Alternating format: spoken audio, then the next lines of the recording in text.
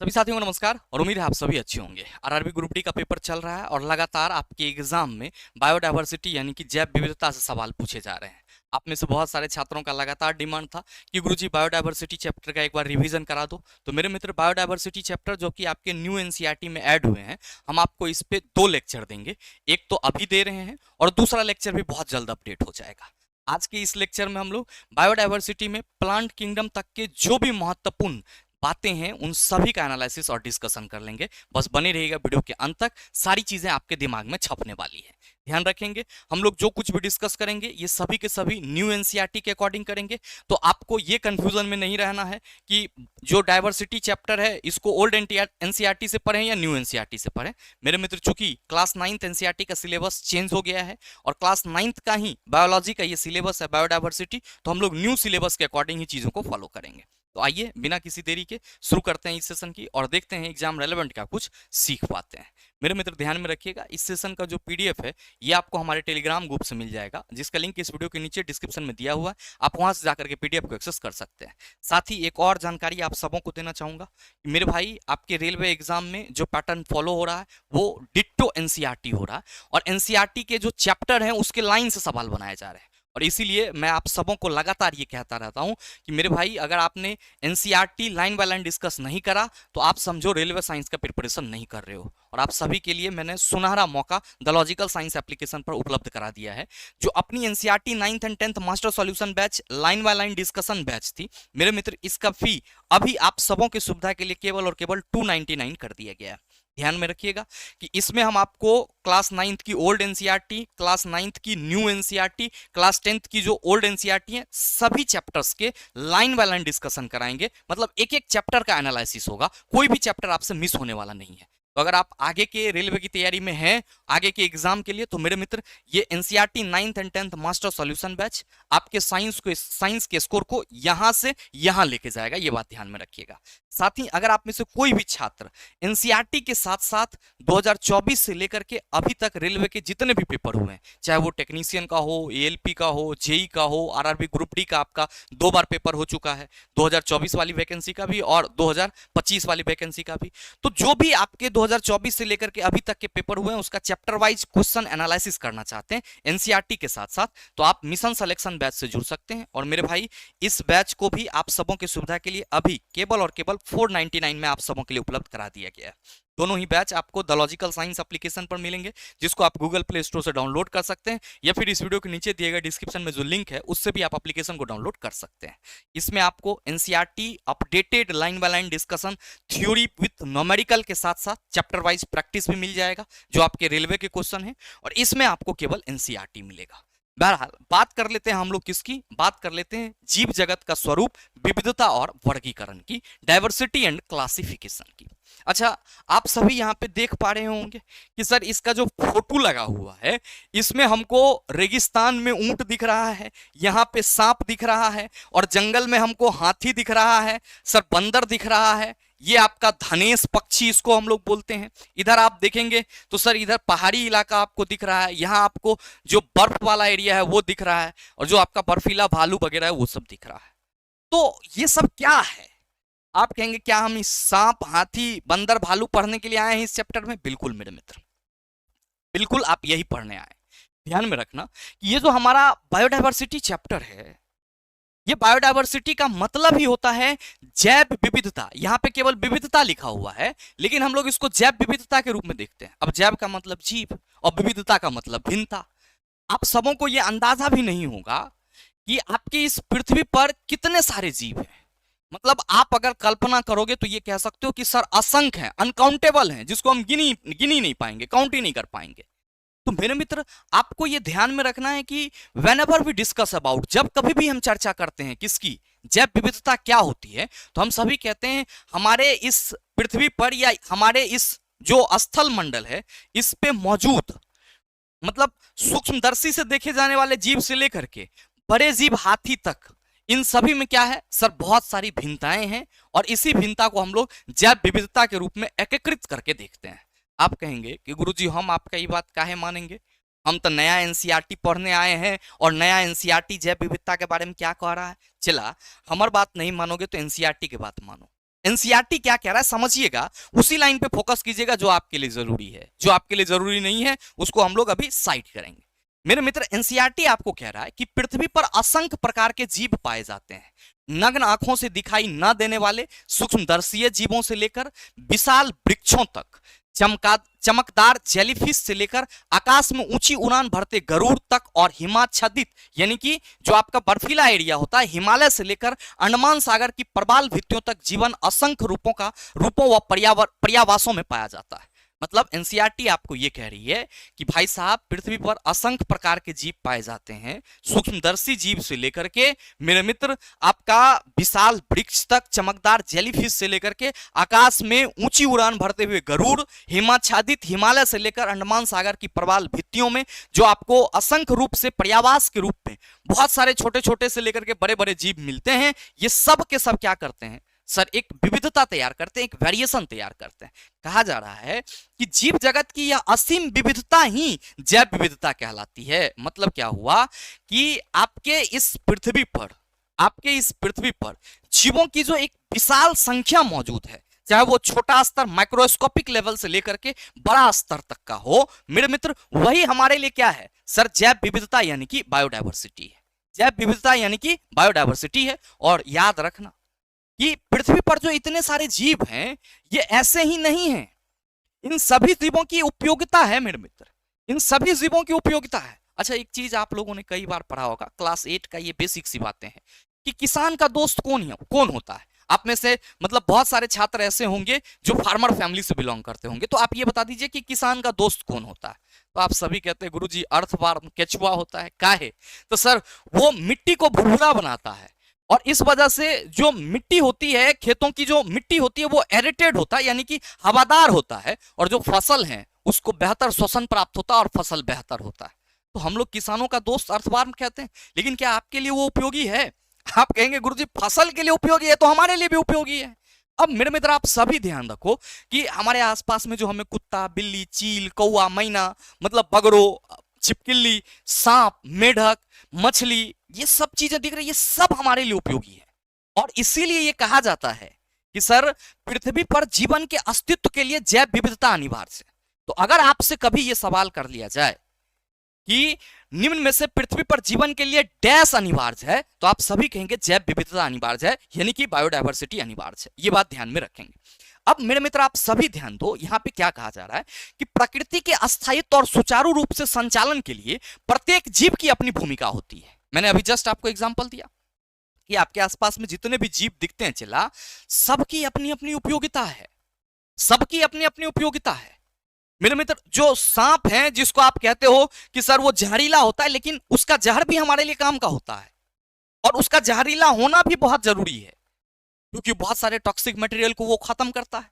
तो मेरे मित्र, कहा जा रहा है कि प्रकृति के स्टेबिलिटी, मतलब जो हमारा नेचर है उसका अस्थायित्व स्टेबल रहे और सुचारू रूप से ये संचालित होते रहे, इसके लिए प्रत्येक जीव की क्या होती है, अपनी भूमिका होती है। मेरे मित्र, कहा जा रहा है महासागरों में पाए जाने वाले सूक्ष्मदर्शी शैवाल अधिकांश ऑक्सीजन निर्मुक्त करते हैं। आप सभी क्या कहोगे कि सर सागरों महासागरों में जो हमें देखने को मिलेगा वो मुख्य रूप से क्या होगा सर, शैवाल होगा। और ये शैवाल क्या करता है सर, ऑक्सीजन रिलीज करता है, ऑक्सीजन निर्मुक्त करता है, जिसके थ्रू हम लोग क्या करते हैं सर, सांस ले पाते हैं। आगे कहा जा रहा है कवक और जीवाणु वृक्षों से गिरी पत्तियों को अपघटित करते हैं और अपशिष्ट को खाद में परिवर्तित कर मृदा को उर्वरक बनाते हैं, फर्टाइल बनाते हैं। आप सभी को मालूम होगा कि ये सब फंजाई और बैक्टीरिया हैं। ये फंजाई और बैक्टीरिया क्या करते हैं सर, वृक्षों से जो सूखे पत्ती गिरती है सर, उस सूखे पत्ती को अपघटित करता है, डिकम्पोज करता है, और उसको क्या करता है सर, अपशिष्ट खाद के रूप में परिवर्तित करता है। और ये अपशिष्ट खाद आप सभी कहते हो सर, हमारे खेतों की जो उर्वरता होती है, ह्यूमस होती है, उसमें वृद्धि करता है। तो आप समझ सकते हो कि ये जो फंगी और बैक्टीरिया जैसे जीव हैं, ये भी आपके लिए यूजफुल है, आपके लिए सर हेल्पफुल है। आगे कहा जा रहा है पक्षी, मधुमक्खियां और चमगादड़ पुष्पों का परागण करते हैं। मेरे मित्र, जो अलग अलग प्रकार के पक्षी होते हैं, मधुमक्खी होते हैं, चमगादड़ होते हैं, ये पुष्पों के परागण पॉलिनेशन के लिए जरूरी होते हैं। जबकि पादप पृथ्वी के लगभग प्रत्येक जीव को जीवन प्रदान करने वाले खाद्य पदार्थ तैयार करने के लिए सूर्य प्रकाश को अवशोषित करते हैं। आप लोगों ने ये कहीं पे पढ़ा होगा, कहीं पे क्या हम ही आपको बताए होंगे कि मेरे मित्र, इस पृथ्वी पे सभी के लिए ऊर्जा का जो एक अल्टीमेट सोर्स है वो क्या है, आप कहते हो सूरज। आप इस दुनिया में बहुत सारे ऊर्जा की बात कर लोगे, लेकिन मेरे मित्र सोलर एनर्जी को आप कहेंगे सर हम इग्नोर नहीं करेंगे, क्योंकि हम सबों को जो पोषण प्राप्त होता है एक्चुअल में वो सोलर एनर्जी से ही तैयार होता है। हम और आप या कोई भी अन्य जंतु प्रत्यक्ष या अप्रत्यक्ष रूप से किस पर डिपेंड है चला? पौधा पर डिपेंड है, और पौधा अपना भोजन प्रकाश संश्लेषण के माध्यम से बनाती है। तो मेरे मित्र यहां कहा जा रहा है कि पृथ्वी पर जो पादप हैं वो सभी जीवों को जीवन प्रदान करने वाले क्या करते हैं? खाद्य पदार्थ तैयार करने के लिए सूर्य प्रकाश को अवशोषित करते हैं। और कहा जा रहा है यह अंतर संबंध पारिस्थितिक तंत्रों को बनाए रखने और पृथ्वी के सजीवों के लिए अनुकूल बनाने में सहायक होता है।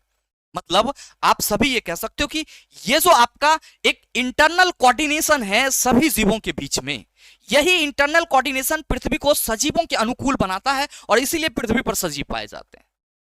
तो आप बायोडायवर्सिटी क्या होता है इसको समझ पाए होंगे कि सर जीवों पे इतनी संख्या में जो पृथ्वी पर जो इतनी संख्या में जीव पाए जाते हैं वो क्या कहलाता है? हमारा जैव विविधता कहलाता है। ये क्यों जरूरी है? तो आप सभी कहेंगे पृथ्वी पर जीवन के अस्तित्व के लिए ये बायोडायवर्सिटी अनिवार्य है। अब ये जो पृथ्वी पर बायोडायवर्सिटी के लिए, पृथ्वी पर जीवन के लिए बायोडायवर्सिटी अनिवार्य है, तो इसमें सर जो बायोडायवर्सिटी के अंतर्गत अलग अलग जीव होते हैं उसकी क्या भूमिका होती है? आप कहेंगे अभी हम लोगों ने डिस्कस करा है कि कवक और बैक्टीरिया जैसे जो मतलब जीव हैं ये वृक्ष से गिरे हुए पत्ते को अपघटित करके मिट्टी की उर्वरता को बढ़ाते हैं। मेरे मित्र महासागरों में पाए जाने वाले शैवाल ऑक्सीजन निर्मुक्त करते हैं जिसके थ्रू हम लोग सांस ले पाते हैं। हमारे इस पृथ्वी पर जो पादप पाए जाते हैं, पौधे पाए जाते हैं, वो क्या कर रहे हैं? तो आप सभी कहते हैं सर हमारे लिए खाद्य अन्न यानी कि हमारे लिए भोजन बनाते हैं प्रत्यक्ष या अप्रत्यक्ष रूप से। अब मेरे मित्र ध्यान देना आप सभी कि जब हम लोग बात करते हैं जैव विविधता के रूप में भारत की क्या स्थिति है, तो आप सभी को यहां ध्यान रखना होगा कि जैव विविधता हॉट स्पॉट के रूप में भारत कैसे सरवाइव कर रहा है या भारत की क्या स्थिति है। कहा जा रहा है कि हमारे देश के प्राकृतिक भूदृश्य में विविधता देखी जाती है। जो हमारा नेचुरल अर्थ का पूरा संरचना है उसमें हमें क्या देखने को मिलती है? विविधता देखने को मिलती है। कहा जा रहा है कि उत्तर में आपको पर्वत देखने को मिलता है, पश्चिम में मरुस्थल देखने को मिलता है, पूर्वोत्तर में आपको वर्षावन देखने को मिलता है, और दक्षिण में पठार तथा अरब सागर और बंगाल की खाड़ी की लंबी तटरेखाएं देखने को मिलती है। तो कहा जा रहा है कि हमारे देश के प्राकृतिक भूदृश्य में ही विविधता देखने को मिलती है। अगर हम अपने पूरे देश के सर चौहद्दी की बात करें तो हम नॉर्थ साइड चले जाएंगे तो हमको बहुत सारे माउंटेन दिखेंगे, पर्वत दिखेंगे। पश्चिम में चले जाएंगे मरुस्थल दिखेगा हमको। मेरे मित्र पूर्वोत्तर क्षेत्र में जाएंगे वर्षावन दिखेगा, दक्षिण में पठार, अरब सागर और बंगाल की खाड़ी की लंबी तटरेखाएं दिखेगी। तो कहा जा रहा है कि इनमें से प्रत्येक क्षेत्र की मृदा की अपनी विशेषता है। जाहिर सी बात है कि सर जो पहाड़ी इलाका का मिट्टी होगा उसकी अपनी विशेषता होगी, जो रेगिस्तान इलाके का मिट्टी होगा उसकी अपनी विशेषता होगी, जो खाड़ी इलाके की मिट्टी होगी उसकी अपनी विशेषता होगी। तो कहा जा रहा है इनमें से प्रत्येक क्षेत्र की मृदा की अपनी विशेषता है तथा तापमान एवं वर्षा जैसी जलवायु स्थितियां में भिन्न भिन्न होती है। मेरे मित्र कहा जा रहा है कि ये जो अलग अलग क्षेत्र की मिट्टी है, इन अलग अलग क्षेत्र में अलग अलग पर्यावास मिलते हैं। मतलब आप कह सकते हो अलग अलग जीव देखने को मिलता है। ये विभिन्न प्रकार के पर्यावास मिल करके विविध प्रकार की जाति को आश्रय देते हैं। मतलब जो अलग अलग इलाका है वो सभी इलाका मिल करके क्या करते हैं? अलग अलग जीवों को रहने के लिए आश्रय प्रदान करते हैं। और जीवों की कुछ जातियां विश्व के कुछ हिस्से क्षेत्र में ही पाए जाते हैं और प्राकृतिक रूप से अन्यत्र कहीं नहीं पाए जाते हैं। मेरे मित्र आप सभी को मालूम होना चाहिए कि जीव की कुछ ऐसी प्रजाति है, ऐसी मतलब आप कह सकते हो कि उसका मतलब प्रजाति स्पीसीज है जो आपको किसी एक विशिष्ट क्षेत्र में मिलेगा, वो हर जगह नहीं मिलेगा। तो मेरे मित्र वही कहा जा रहा है कि जीवों की कुछ जातियां विश्व के कुछ विशेष क्षेत्रों में ही पाई जाती है और प्राकृतिक रूप से अन्यत्र कहीं नहीं पाई जाती है। ऐसी जातियों को विशेषी क्षेत्र या स्थानिक जातियां कहा जाता है। मेरे मित्र ध्यान रखना कि विशेषी क्षेत्र या स्थानिक जाति क्या होगा, इसको लिखना नहीं है, याद नहीं करना है। क्या कहेंगे? स्थानिक क्षेत्र का मतलब क्या हुआ? किसी स्थान विशेष में पाए जाने वाले जीव। तो कभी भी अगर आपसे स्थानिक क्षेत्र से संबंधित सवाल आए तो आप सभी ये याद रखेंगे कि सर किसी विशिष्ट क्षेत्र में जो पाए जाने वाले जीव होंगे जो कहीं और अन्य जगह नहीं पाए जाते होंगे उसको हम लोग क्या कहेंगे? स्थानिक जातियां, जिसको इंग्लिश में एंडेमिक स्पीसीज बोला जाता है, या फिर आप कह सकते हो विशेष क्षेत्रीय प्रजाति आप कह सकते हो। तो ध्यान रखना आप सभी कि विशेष क्षेत्रीय प्रजाति क्या होता है। आप सभी कहेंगे कि विशेष क्षेत्रीय प्रजाति वैसे प्रजाति होते हैं जो किसी क्षेत्र विशेष में ही पाए जाते हैं, अन्यत्र नहीं पाए जाते हैं। एग्जाम्पल क्या होगा मेरे मित्र? कहा जा रहा है कि नीलगिरी की तहर और सिंगपुच्छी बानर, लॉइन टेल्ड मकाक, घटपर्णी पौधे की भारतीय किस्म सर नेप्थेनिस खासियाना, नील कुरुंजी केवल भारत में ही पाए जाते हैं। मतलब जो नीलगिरी तहर है, सिंगपुच्छी बानर है, घटपर्णी है, ये मतलब आप कह सकते हो कि ऐसे किस्म हैं जीवों के जो मेरे मित्र केवल और केवल आपको कहां मिलेंगे? भारत में मिलेंगे, भारत से बाहर आपको नहीं मिलेंगे। आगे मेरे मित्र कहा जा रहा है, ध्यान से समझना, कि ऐसे क्षेत्र जो बड़ी संख्या में स्थानिक जातियों को आश्रय देते हैं और जहां पर्यावास की अत्यधिक क्षति हुई है, वह क्षेत्र जैव विविधता का हॉट स्पॉट कहलाता है। तो दो शब्द यहां से निकल के आया। पहला आपका जैव विविधता हॉट स्पॉट के रूप में भारत कैसे है? तो आप कहेंगे सर भारत के अलग अलग इलाके हैं और अलग अलग इलाके की जो मिट्टी होती है, पर्यावरण होती है, वो अलग अलग होगी। तो अलग अलग इलाकों में क्या मिलेगा? आप कहेंगे अलग अलग किस्म के जीव मिलेंगे। अब स्थानिक या आप विशेषित क्षेत्र जातियां किसको बोलेंगे? तो आप सभी कहेंगे सर वैसे जाति जो किसी विशिष्ट क्षेत्र में ही पाए जाते हैं, अन्यत्र नहीं पाए जाते हैं, क्या कहलाएंगे? स्थानिक जातियां कहलाएंगे। अब मेरे मित्र हॉट स्पॉट क्या होगा?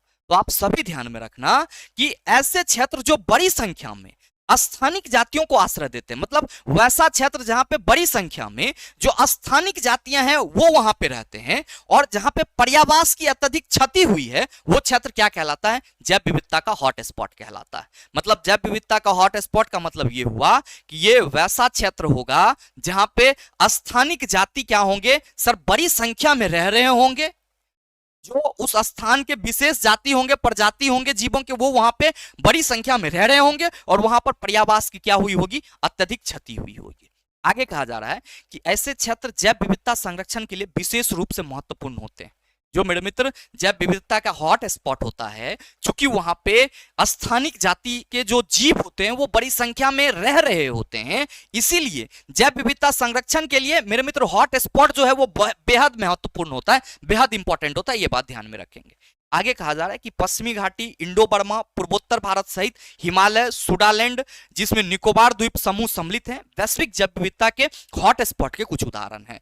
तो आप यह ध्यान रखेंगे क्या कि सर पश्चिमी घाटी, इंडो बर्मा, उसके बाद हिमालय, सुडालैंड, ये सब क्या है? तो आप सभी कहेंगे सर ग्लोबल बायोडायवर्सिटी के हॉट स्पॉट हैं। मतलब आप कह सकते हो वैश्विक जैव विविधता के हॉट स्पॉट के कुछ महत्वपूर्ण उदाहरण हैं। ये बात ध्यान में रखेंगे। हॉट स्पॉट क्षेत्र जीवों की संख्या और विविधता के दृष्टिकोण से विशेष रूप से समृद्ध होते हैं। जो हॉट स्पॉट एरिया होगा, क्योंकि वहां पर बड़ी संख्या में जो स्थानीय जाति होते हैं वो पाए जाते हैं, इसीलिए आप ये कह सकते हो कि हॉट स्पॉट क्षेत्र जीवों की संख्या और विविधता के दृष्टिकोण से विशेष रूप से क्या होंगे? समृद्ध होंगे। और इन क्षेत्रों का संरक्षण अत्यंत आवश्यक होता है, क्योंकि ये क्षेत्र आहार जालों का संभरण करते हैं और पारिस्थितिक तंत्र को स्वस्थ बनाए रखने में सहायता करता है। मेरे मित्र याद रखना हॉट स्पॉट महत्वपूर्ण क्यों है? हॉट स्पॉट महत्वपूर्ण इसीलिए है क्योंकि आपने हॉट स्पॉट उस एरिया को बोला है जहां पे स्थानिक क्षेत्र के जो प्रजाति हैं वो बड़ी संख्या में मौजूद होते हैं। और मेरे मित्र वो जो बड़ी संख्या में मौजूद होंगे तो वो क्या करेंगे? आप सभी ध्यान रखना कि सर ये आहार जालों का संभरण करेंगे। क्या करेंगे? आहार जालों का संभरण, जो आपका आहार जाल है उसको वो व्यवस्थित करेगा और साथ ही साथ पारिस्थितिक तंत्र को स्वस्थ बनाए रखने में सहायता करेगा। तो जैव विविधता हॉट स्पॉट के रूप में भारत कैसे है? तो आप सभी कहेंगे गुरुजी कुछ इस तरीके से समझ गए। हॉट स्पॉट क्या होता है, स्थानिक जाति क्या होता है और हॉट स्पॉट क्यों जरूरी है, आप कहेंगे समझ पा रहे हैं। ध्यान देना। नेक्स्ट मेरे मित्र, अब सवाल ये है कि गुरुजी ये हमारा पूरा का पूरा क्लियर हो गया कि जैव विविधता का मतलब क्या होता है। जीवों का जो एक बड़ा संख्या है, जीवों का एक जो बड़ा एरिया है, उसको हम लोग जैव विविधता के रूप में देखते हैं। हॉट स्पॉट क्या है ये भी हम समझ रहे हैं, भारत की क्या स्थिति है वो भी हम समझ रहे हैं। सवाल ये है कि सर जो जीव है इसका हम वर्गीकरण कैसे करेंगे? अब जैसे यहां पे इस फोटो में देखो चिल्ला कि आपको सर यहाँ पे शेर दिख रहा है, भालू दिख रहा है, बंदर दिख रहा है, चूहा दिख रहा है, पक्षी दिख रहा है, बिल्ली, सांप, बहुत सारी चीज दिख रहे हैं। अब इन सबको आप वर्गीकृत कैसे करोगे, अलग अलग कैसे करोगे? आप कहेंगे ये बात तो एनसीईआरटी बताएगा। मेरे मित्र बिल्कुल एनसीईआरटी ही बताएगा, लेकिन आप सभी ध्यान रखना कि ये जो हम जीवों का वर्गीकरण करते हैं इसके लिए अपना एक वैज्ञानिक आधार होता है। जिस तरह आप फिजिक्स केमिस्ट्री में पढ़ते हो कि फलाना वैज्ञानिक ने ये किया, उसके बाद चिलाना वैज्ञानिक आया, उसने ये कर दिया। मेरे मित्र ठीक उसी तरीके से बायोलॉजी भी एक मंथन का दौर चला। बायोलॉजी में भी अनेकों साइंटिस्ट आए जिन्होंने एक के बाद एक रिसर्च की और उसी डाटा को आज हम लोग साइंस के रूप में पढ़ रहे हैं। अब सवाल ये है कि सर ये सब ठीक है, लेकिन ये जीवों का वर्गीकरण होगा कैसे? मेरे मित्र आप सभी ध्यान रखो कि जीवों के वर्गीकरण को समझने से पहले आपको यह समझना होगा कि सर हमें वर्गीकरण की आवश्यकता ही क्यों पड़ी। और एनसीईआरटी ने इसको बड़े प्यार से समझाया है। एनसीईआरटी कह रहा है कि कल्पना कीजिए कि आप एक ऐसे बड़े पुस्तकालय में गए जहां हजारों पुस्तक तल पर बिखरी पड़ी हुई है। आप किसी लाइब्रेरी में जाते हो, वहां पे आपको हजारों पुस्तकें देखने को मिलती है। कह रहा है लेकिन आपको चार्ल्स डार्विन की पुस्तक पुस्तक on the origin of species पढ़ना है। मतलब आप जा रहे हो कि हम लाइब्रेरी जा रहे हैं, हमें चार्ल्स डार्विन की जो पुस्तक है ओरिजिन ऑफ स्पीसीज, देखो कितनी चालाकी से इन्होंने ओरिजिन ऑफ स्पीसीज के लेखक कौन है, चार्ल्स डार्विन, प्रमुखता से रख दिया। सवाल पूछ लेगा लेकिन आप ध्यान नहीं दोगे, आप कहोगे याद है कि ओरिजिन ऑफ स्पीसीज नामक पुस्तक किसने लिखी थी, चार्ल्स डार्विन ने लिखी थी। तो एनसीईआरटी आपको समझाना चाह रही है कि वर्गीकरण की आवश्यकता क्यों पड़ी। तो ये बोला कि आप लाइब्रेरी जाओ, आपको वहां पे हजारों पुस्तकें पड़ी हुई मिलेगी और आपको पढ़ना क्या है, ओरिजिन ऑफ स्पीसीज। कह रहा है कि यदि पुस्तकों को विषय, लेखक या पुस्तक अनुभाग के आधार पर व्यवस्थित ना किया गया हो तो एक भी पुस्तक को खोजना कठिन होगा। और इस प्रकार पृथ्वी पर भी करोड़ों जीव पाए जाते हैं, अतः इन जीवों का क्रमबद्ध वर्गीकरण हमें जीवों को बेहतर ढंग से समझने में सहायता करता है। मतलब जिस तरह लाइब्रेरी में हजारों बुक पड़े हुए हैं और वो लेखक के हिसाब से या फिर आप कह सकते हो कि जो उसका विषय है उसके हिसाब से सर सॉर्टेड ना हो, तो आप सभी कहेंगे पूरा लाइब्रेरी ढूंढते रह जाएंगे, हमको क्या पढ़ना है मिल में नहीं करेगा। ठीक इसी तरीके से सर हमारे इस पृथ्वी पर करोड़ों जीव पाए जाते हैं। अब इस करोड़ों जीव के कैरेक्टर अलग अलग है, लक्षण अलग अलग हैं, रहते अलग जगह हैं, पोषण अलग तरीके से करते हैं। तो मेरे मित्र अगर हम करोड़ों जीव में से किसी एक को खोजना चाहें जिसके बारे में हमें कुछ पता ही नहीं है, तो वो मिल पाएगा? आप कहेंगे बिल्कुल नहीं। तो मेरे मित्र आप सभी ध्यान रखो कि करोड़ों जीव के बारे में सर आप व्यवस्थित तरीके से अध्ययन कर पाओ, इसलिए वर्गीकरण क्या है, बेहद आवश्यक है। वर्गीकरण क्या है, बेहद आवश्यक है। अब वर्गीकरण जो है सर ये होता क्या है, वर्गीकरण हम समझेंगे कैसे? मेरे मित्र आप सभी ध्यान दो कि वर्गीकरण का मतलब ये हुआ कि किसी विशेष गुण के आधार पर, किसी विशेष गुण के आधार पर प्रत्येक जीवों को अलग अलग कैटेगरी में रखना। सिंपल ऐसे समझो, किचन में आप खाना बनाते हो तो सब्जी बनाने के लिए आपको केवल तेल और नमक की आवश्यकता नहीं होती है, आपको मिर्च की भी आवश्यकता होती है, धनिया की भी आवश्यकता होती है, सब्जी मसाला चाहिए, गरम मसाला चाहिए, हल्दी चाहिए, सारी चीज चाहिए। तो क्या ये सब एक ही डब्बा में होता है? आप कहते हैं बिल्कुल नहीं, सब अलग अलग डब्बा में होता है। तो सबके बारे में समझना, सबको पिक करना हमारे लिए आसान होता है। ठीक उसी तरीके से हमारे इस पृथ्वी पर करोड़ों संख्या में जीव पाए जाते हैं, तो इस जीव के बारे में सर व्यवस्थित अध्ययन और व्यवस्थित उसका जो नॉलेज है वो हमें हो, इसके लिए जीवों का वर्गीकरण करना क्या हो जाता है, आवश्यक हो जाता है। अब सवाल ये है कि ये जो जैविक वर्गीकरण है ये होते क्या है? मेरे मित्र ध्यान से समझो कि यहां पे कहा जा रहा है कि आइए एक केस स्टडी करते हैं। केस स्टडी करते हैं। क्या कहा जा रहा है कि पक्के बाघ अभ्यारण्य अरुणाचल प्रदेश का ऐसा वन है, ध्यान रखना, पक्के बाघ अभ्यारण्य कहां है, अरुणाचल प्रदेश। पक्का बाघ अभ्यारण्य आप सभी कहेंगे अरुणाचल प्रदेश, तो अरुण का पक्का का घर है, तो आप कहेंगे पक्का बाघ अभ्यारण्य, आप सभी कहेंगे सर अरुणाचल प्रदेश में होगा। या आप ऐसे भी कह सकते हो कि अरुण के पक्का के घर पे बाघ बैठा हुआ है। ठीक है, अब कहा जा रहा है कि जहां वैज्ञानिकों ने पक्षियों की लगभग 300 जातियां अभिलेखित की, जो आश्चर्यजनक है क्योंकि संपूर्ण भारत में पक्षियों की लगभग 1300 जातियां पाई जाती है। मेरे मित्र याद रखना, अगर आपसे यह सवाल पूछा जाए कि संपूर्ण भारत में पक्षियों की लगभग कितनी प्रजातियां पाई जाती है, आप सभी कहेंगे 1300 प्रजातियां पाई जाती है। अब मेरे मित्र उसमें से 300 प्रजाति जो है वो अरुणाचल प्रदेश के पक्के बाघ अभ्यारण्य में मिलते हैं। कहा जा रहा है कि आश्चर्यजनक बात यह है कि वैज्ञानिकों ने अरुणाचल प्रदेश के पक्के बाघ अभ्यारण्य में लगभग 300 प्रजाति की पक्षी की खोज की और संपूर्ण भारत में केवल 1300 प्रजातियां पाई जाती है। पक्के बाघ अभ्यारण्य में लाल गर्दन वाले धनेश, ठीक है, ये देखो लाल गर्दन वाले धनेश, अभी मैंने बोला था धनेश पक्षी है। श्वेत श्याम धनेश, ये देखो ब्लैक एंड व्हाइट आपका धनेश, ठीक है। महाधनेश, ये आपको महाधनेश देखने को मिल जाएगा, ठीक है। मोरछल धनेश, ये देखो मोरछली धनेश है आपका। 4 प्रकार के धनेश जातियों के लिए प्रसिद्ध है। तो जो आपका पक्का बाघ अभ्यारण्य है अरुणाचल प्रदेश का, वो सर किस प्रकार के पक्षी के लिए प्रसिद्ध है? आप कहेंगे सर जो धनेश पक्षी हैं उसके लिए प्रसिद्ध है। इसमें धनेश पक्षी के कितने किस्म मिलते हैं? 4। कौन कौन सा? लाल गर्दन वाला, श्वेत श्याम, महाधनेश और मोरछली। कहा जा रहा है कि ये विशाल पक्षी अपना घोंसला पुराने विशाल वृक्षों के कोटरों में बनाते हैं। मतलब ये जो पक्षी है ये अपना घोंसला पुराने वृक्ष के जो कोटर होते हैं उसमें बनाते हैं, और कहा जा रहा है और विशेष प्रकार के फलों को ही खाते हैं। मतलब ये स्पेशल प्रकार का फ्रूट ही खाएगा, ये सब फ्रूट नहीं खा सकता है। फिर कहा जा रहा है कि अतः धनेश पक्षी की अलग अलग जातियां वृक्षों के आकार और फलों की उपलब्धता के आधार पर वनों के भिन्न भिन्न भागों में पाए जाते हैं। क्योंकि ये स्पेशल प्रकार का फल खाता है और मेरे मित्र ये अपना घोंसला वृक्ष के कोटरों में बनाता है, इसीलिए ये मेरे मित्र जो धनेश पक्षी है इसकी अलग अलग जातियां वृक्षों के आकार और फलों के जो उपलब्धता है उसके आधार पर तय करती है कि हमें कहां रहना और कहां नहीं रहना है। अब मेरे मित्र कहा जा रहा है, समझिएगा कि अनेक जीव अपने बाहरी लक्षण, आंतरिक संरचना जैसे उत्तक और अंग, कोशिकीय संगठन में समानताएं दर्शाते हैं।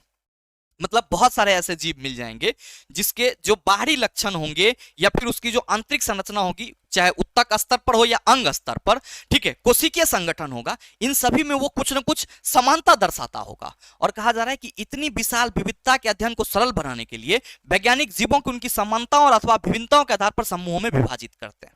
मतलब आप ये कह सकते हो कि ये 4 प्रकार के जीव हैं और ये भी अलग अलग वन में मिलेंगे, और ऐसे तो सर हमारे पास बहुत सारे करोड़ों प्रजातियां हैं। तो वैज्ञानिक इन जीवों की समानता और जो भिन्नता होती है उसके आधार पर इन जीवों को क्या करते हैं, अलग अलग समूह में बांटते हैं। और कहा जा रहा है इस समूहकरण से सूचनाओं को व्यवस्थित करने, जीवों के बीच के संबंधों को समझने और जीवन का व्यवस्थित ढंग अध्ययन करने में सहायता प्राप्त होती है। और सर सजीवों के समूहन की यह वैज्ञानिक पद्धति जैव वर्गीकरण यानी कि बायोलॉजिकल क्लासिफिकेशन कहलाती है। आप कहेंगे हम नहीं समझे, शब्द यहाँ पे क्या है सर, बायोलॉजिकल क्लासिफिकेशन क्या है, बायोलॉजिकल क्लासिफिकेशन क्या है। मेरे मित्र आप सभी क्या कहेंगे कि सर बायोलॉजिकल क्लासिफिकेशन का मतलब हुआ यानी कि जो हमारा सर जैविकी वर्गीकरण है, इसका मतलब ये हुआ कि वैज्ञानिकों के द्वारा जो विभिन्न प्रकार के जीवों के गुणों में भिन्नता और समानता होती है उसके आधार पर उसे अलग अलग समूहों में वर्गीकृत करने की जो प्रक्रिया है या जो वर्गीकृत किया जाता है जिससे हमें अध्ययन में सहायता प्राप्त होती है, सर उसी को हम लोग क्या कहते हैं, जैविक वर्गीकरण कहते हैं। तो बायोलॉजिकल क्लासिफिकेशन का मतलब हुआ सर जीवों के उसके मतलब भिन्न भिन्न गुणों के समानता और भिन्नता के आधार पर अलग अलग समूहों में वर्गीकृत करना ताकि हमें पढ़ने में आसानी हो, उसके गुणों को समझने में आसानी हो, क्या कहलाता है, जैविक वर्गीकरण कहलाता है। अब जैविक वर्गीकरण से हमें क्या लाभ मिलता है, तो कहा जा रहा है यह सजीवों के अध्ययन को अधिक व्यवस्थित और क्रमबद्ध बनाता है। मतलब आप अगर जैविक वर्गीकरण के बारे में समझ रहे हैं तो सर उस सजीव का जो अध्ययन है आप बेहतर तरीके से कर सकते हैं, व्यवस्थित तरीके से कर सकते हैं। यह जीवित प्राणियों के बीच समानता और असमानता को समझने में हमारी सहायता करता है। ये बायोलॉजिकल क्लासिफिकेशन जो है ये जीवित प्राणियों के बीच में क्या समानता और क्या भिन्नता है इसमें हमें मदद करता है, और फिर इससे हमें यह समझने में सहायता मिलती है कि विभिन्न जीव एक दूसरे से किस प्रकार संबंधित हैं और वे किस प्रकार परस्पर क्रिया करते हैं। मतलब बायोलॉजिकल क्लासिफिकेशन से हमें यह भी जानकारी मिलती है कि अलग अलग जीव एक दूसरे से कनेक्ट कैसे हैं और वो एक दूसरे का हेल्प कैसे कर रहे हैं। फिर कहा जा रहा है कि यह नए खोजे गए जीवों की पहचान कराता है और उनके नामकरण में हमें सहायता करता है। बायोलॉजिकल क्लासिफिकेशन में चूंकि आपको अलग अलग जो गुण हैं, अलग अलग जो भिन्नताएं हैं, उनमें उनके आधार पर तो आपने समूहन बना ही लिया है, लेकिन अगर कोई नया जीव मिल जाए तो मेरे मित्र उसके लिए भी यह बायोलॉजिकल क्लासिफिकेशन आपको मदद करता है। यह उन जीवों की पहचान करके जैव विविधता संरक्षण में सहायता करता है जिन पर विलुप्त होने का खतरा मंडरा रहा है। बायोलॉजिकल क्लासिफिकेशन जो है ये मेरे मित्र उन जीवों को सहायता करता है जिस पर खतरा मंडरा रहा होता है, तो ये जैव विविधता के संरक्षण में भी बेहद महत्वपूर्ण भूमिका निभाती है। अब ध्यान रखना, बायोलॉजिकल क्लासिफिकेशन का केवल और केवल इतना ही मतलब नहीं होता है, अगला मतलब यह भी है कि यह समस्त विश्व के वैज्ञानिकों के लिए एक समान प्रणाली के उपयोग द्वारा जीवों के विषय में परिचर्चा को संभव बनाता है। मतलब समस्त जो विश्व के वैज्ञानिक हैं उसमें एक समान प्रणाली क्या करता है सर, सेट करता है बायोलॉजिकल क्लासिफिकेशन।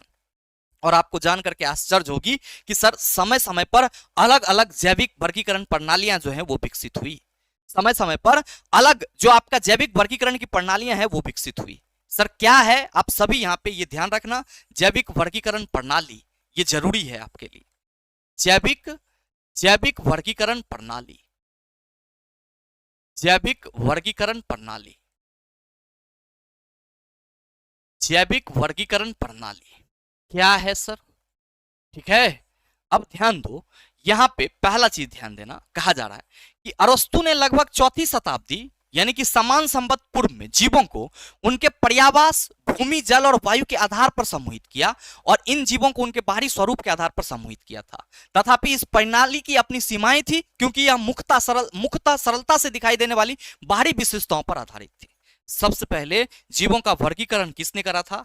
तो सर अरस्तु ने करा था। किस आधार पर? उसके वास और मतलब कह सकते हो रहने के आधार पर। और मेरे मित्र, जब जीवों का वर्गीकरण उसके वास स्थान यानी कि आवास के स्थल पर किया गया तो उस समय वैज्ञानिक कौन थे? अरस्तु। लेकिन यह बहुत ज्यादा दिन तक चल नहीं पाया। मेरे मित्र कौन आए? कैरोलस लिनियस आए, जिन्होंने 18वीं शताब्दी में क्या किया? द्विजगत प्रणाली प्रस्तुत की। इनमें सभी सजीवों को प्लांटी और एनिमलिया में विभाजित किया गया। जितने भी सजीव थे उन सभी को किस में विभाजित कर दिया गया? प्लांट और एनिमल में। किसके द्वारा? कैरोलस लिनियस के द्वारा। कैरोलस लिनियस के द्वारा। लिनियस ने यह बताया कि जितने भी सजीव हैं वो या तो प्लांट होंगे या फिर एनिमल होंगे, और यहीं से द्विजगत प्रणाली का क्या हो गया? सर आरंभ हो गया। अब मेरे मित्र, प्लांट और एनिमल के बाद भी समस्याएं आनी शुरू हो गई थी। क्यों? देखो, कहा जा रहा है कि प्लांटी पादप जगत में ऐसे जीव सम्मिलित किए जाते हैं जो एक स्थान से दूसरे स्थान तक नहीं जाते हैं और अपना भोजन स्वयं बनाते हैं। नो डाउट आप सभी कहेंगे पौधा एक जगह से दूसरी जगह मूव नहीं करता है, ये अपना भोजन खुद बनाता है। तो प्लांटी में इसी वैसे ही जीव को रखा गया जो खास करके आप कह सकते हो प्लांट से रिलेटेड थे, और एनिमेलिया में वैसे जीव को शामिल किया गया जो एक स्थान से दूसरे स्थान गमन करते थे और भोजन के लिए अन्य जीवों पर निर्भर थे। तो ये प्लांट किंगडम और एनिमल किंगडम के रूप में सबसे पहले पूरे सजीव जगत को किसने वर्गीकृत किया? कैरोलस लिनियस ने। और आवास यानी कि रहने के आधार पर किसने वर्गीकृत किया? अरस्तु ने। लेकिन मेरे मित्र समस्या आई इस द्विजगत प्रणाली में। क्या समस्या आई? तो मेरे मित्र, इस प्रणाली ने भ्रम की स्थिति उत्पन्न कर दी। अमीबा, पैरामेसियम और जीवाणु जैसे जीव को कहां रखा जाना चाहिए? अब कैरोलस लिनियस ने पूरे सजीव को दो जगत में तो बांट दिया, प्लांटी और एनिमल, लेकिन जो नए जीव मिल रहे थे अमीबा, पैरामेसियम, इसको कहां रखा जाए? तो मेरे मित्र, अमीबा और पैरामेसियम जंतुओं की भांति गतिशील अमीबा और पैरामेसियम जंतुओं की भांति गतिशील होते हैं, किंतु वे यूनिसेलुलर और विषमपोषी होते हैं। अमीबा और पैरामेसियम जो है ये गतिशील तो होते हैं। अमीबा अपने बॉडी के आकार में परिवर्तन करके गति में जाता है, और जो पैरामेसियम है उसके पूरे बॉडी में सीलिया आपको देखने को मिलता है। तो अमीबा और पैरामेसियम गतिशील तो होते हैं, साथ ही ये एक कोशिकीय और विषमपोषी होते हैं। अब जबकि पादप और जंतु बहुकोशिकीय होते हैं, इस समस्या के समाधान के लिए वैज्ञानिक ने एक तीसरे जगत प्रोटिस्टा को खोजा, जिसे एक कोशिकीय सूक्ष्म जीवों को सम्मिलित किया गया। मतलब प्रोटिस्टा के अंतर्गत कौन आता है? ये अमीबा और पैरामेसियम। और मेरे मित्र, ये जो प्रोटिस्टा जगत की खोज की, ये कौन वैज्ञानिक थे? अर्नेस्ट हैकल। कौन थे? अर्नेस्ट हैकल, जिन्होंने तीन जगत प्रणाली बनाई। और इसने प्लांट किंगडम और एनिमल किंगडम के साथ क्या किया? सर प्रोटिस्टा को भी ऐड किया। प्लांट किंगडम और एनिमल किंगडम के साथ प्रोटिस्टा को भी ऐड किया। अब मेरे मित्र, यहां पे क्या हुआ? मामला देखो कैसे फंसा। फिर मामला आपका यहां पे फंसा कि मेरे भाई, सूक्ष्मदर्शी की जब खोज हुई, माइक्रोस्कोप की जब खोज हुई और उसके गुणवत्ता में सुधार हुआ, तो वैज्ञानिक का ध्यान एक महत्वपूर्ण अंतर की ओर गया, और इन्होंने देखा कि अमीबा में एक झिल्ली आबद्ध वास्तविक केंद्रक होता है। अमीबा में क्या होता है? एक झिल्ली आबद्ध वास्तविक केंद्रक है, जबकि जीवाणुओं में ऐसा नहीं होता है। अमीबा में आप सबों को मालूम है कि न्यूक्लियस केंद्रक होता है, जबकि जो जीवाणु बैक्टीरिया हैं इसमें तो न्यूक्लियस होता ही नहीं है। कहा जा रहा है यद्यपि दोनों एक कोशिकीय हैं, अमीबा और बैक्टीरिया दोनों एक कोशिकीय हैं, लेकिन दोनों में अंतर क्या है? सर अमीबा में केंद्रक होगा, जबकि जीवाणु में आप कहेंगे व्यवस्थित या विकसित केंद्रक नहीं होगा। मेरे मित्र, कहा जा रहा है कि यद्यपि दोनों एक कोशिकीय हैं परंतु एक दूसरे से बहुत भिन्न हैं। अतः जीवाणुओं को मोनेरा नामक एक पृथक जगत में रखा गया, और इस प्रकार चार जगत वर्गीकरण प्रणाली प्लांटी, एनिमेलिया, प्रोटिस्टा और मोनेरा अस्तित्व में आई। मतलब जब मेरे मित्र जीवाणु को देखा गया और अमीबा को देखा गया तो ये पाया गया कि भाई साहब, जीवाणु और अमीबा दोनों एक कोशिकीय है। अंतर तो केवल ये है कि अमीबा में केंद्रक है जबकि जीवाणु में केंद्रक नहीं है। तो फिर ये जो जीवाणु होंगे इसको हम कहां रखेंगे? तो मेरे मित्र, यहीं पे चौथे जगत की खोज हुई, जिसको क्या कहा गया? Sir Monera. क्या कहा गया? मोनेरा। और मोनेरा जगत के बारे में किसने बताया? हॉबर्ट एफ कॉपलैंड ने बताया। चार जगत प्रणाली के बारे में किसने बताया? हॉबर्ट एफ कॉपलैंड ने बताया। अब मेरे मित्र, मामला कहां फंसा जरा सा समझो कि जब चार जगत में प्लांटी, एनिमलिया, प्रोटिस्टा और मोनेरा अस्तित्व में आई तो प्रोटिस्टा जगत में अधिकांश वास्तविक केंद्रक युक्त एक कोशिकीय जीव सम्मिलित हो गए। मतलब प्रोटिस्टा जगत में अधिकांश जो है वो वास्तविक केंद्रक युक्त वाले एक कोशिकीय जीव सम्मिलित हो गए। और कुछ समय पश्चात वैज्ञानिकों ने देखा कि मशरूम जैसे कवक पौधों की तरह अचल रहते हैं, परंतु इसमें विषम पोषी पोषण पाया जाता है। वे अवशोषण के द्वारा पोषक प्राप्त करते हैं और इसके साथ ही निर्जीव और सड़े गले पदार्थों से पोषक अवशोषित करते हैं। मेरे मित्र, यद्यपि इनमें से कुछ सहजीवी और कुछ परजीवी होते हैं। जब वैज्ञानिक ने सर ये अमीबा, पैरामीशियम, बैक्टीरिया इन सभी की चर्चा कर ली और उसको लगा कि अब हमारा जो मतलब जीवों को चार जगत में बांटा गया ये पूरी तरीके से सुदृढ़ है, तब उन्होंने ये देखा कि प्रोटिस्टा जगत में कुछ ऐसे जीव शामिल हैं जिसका केंद्रक विकसित है और वो एक कोशिकीय है। और मेरे मित्र, फिर कवक जगत यानी कि फंगाई का जो मतलब आप कह सकते हो कि वहां पे रिसर्च हुआ, तब वहां पे वैज्ञानिकों ने क्या करा कि चूंकि फंजाई जो है ये पौधे की तरह एक जगह स्थिर होते हैं, विषमपोषी होते हैं, इसको कहां रखा जाए? तो मेरे मित्र, फंजाई के लिए क्या किया गया, एक अलग जगत बनाया गया। और यहां से क्या हुआ सर, 5 जगत वर्गीकरण प्रणाली की शुरुआत हुई। और रॉबर्ट एच विटेकर ने सर जो जीवों के वर्गीकरण की प्रणाली है 5 जगत प्रणाली, इसकी खोज की 1969 में मोनेरा, प्रोटिस्टा, फंजाई, प्लांटी और एनिमलिया में से समूहित किया गया। तो मेरे भाई, जो जैविक वर्गीकरण प्रणाली है उसमें आप सभी ध्यान रखना, जैविक वर्गीकरण प्रणाली में आप सभी ध्यान रखना कि कृत्रिम प्रणाली किसके द्वारा बताया गया? आप सभी कहेंगे अरस्तु के द्वारा। किसके द्वारा? अरस्तु के द्वारा। और अरस्तु ने जीवों को किस आधार पर बांटा? तो आप सभी याद रखना कि अरस्तु का जो आधार था वो क्या था? तो सर अरस्तु का आधार था सर स्थल, या हम इतना इसको कर रहे हैं, इससे बेहतर है कि आप ये पूरा राम कहानी समझ लिए हो। आप कहेंगे बिल्कुल। अब वैज्ञानिक के साथ साथ ये चूंकि पीडीएफ आप सबों को जाना ही है, तो वैज्ञानिक के साथ साथ ये वाला स्क्रीनशॉट रख लो, इसका यहां से क्रॉप कर दो, मामला खत्म। ठीक है, ज्यादा लिखने की जरूरत नहीं होगी और अभी आपका समय भी बच जाएगा मेरे मित्रों, अभी आपका समय भी बच जाएगा। तो ये आपके पूरे क्या हो जाएंगे, आप सभी ध्यान रखो कि ये पूरे जो आपका कह सकते हो वर्गीकरण प्रणाली है उसका खोज किसने और कैसे किया, उसका एक पूरा आपका चार्ट हो जाएगा। यहां पे आप लिख लो वर्गीकरण प्रणाली, वर्गीकरण प्रणाली यानी कि क्लासिफिकेशन सिस्टम। अब देखना इस पे क्वेश्चन कैसे कैसे पूछेगा। निम्न में से किस वैज्ञानिक ने जीवों को उसके रहने के स्थान पर वर्गीकृत किया था? आप सभी कहेंगे अरस्तु। किसने? अरस्तु। यहां कहा भी जा रहा है कि ये स्थल, जल एवं वायु के आधार पर जीवों को क्या किया? वर्गीकृत किया। सर पूरे सजीव को 2 जगत में किसने वर्गीकृत किया? Carolus Linnaeus. और याद रखना कैरोलस लिनियस को वर्गीकी का पिता भी कहा जाता है, यानी कि कैरोलस लिनियस को फादर ऑफ टैक्सोनॉमी भी कहा जाता है। कैरोलस लिनियस को क्या कहा जाता है? फादर ऑफ टैक्सोनॉमी, यानी कि वर्गीकी का पिता भी कहा जाता है। ये ध्यान में रखेंगे।